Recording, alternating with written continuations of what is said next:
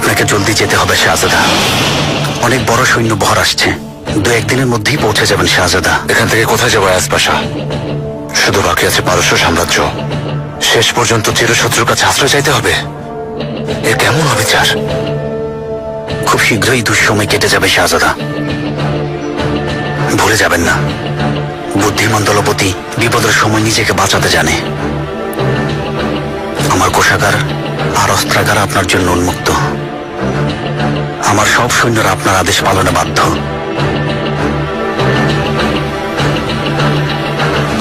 আয়াজ পাশা, এসবের পরিণতি কি হতে পারে বুঝতে পারছো তো?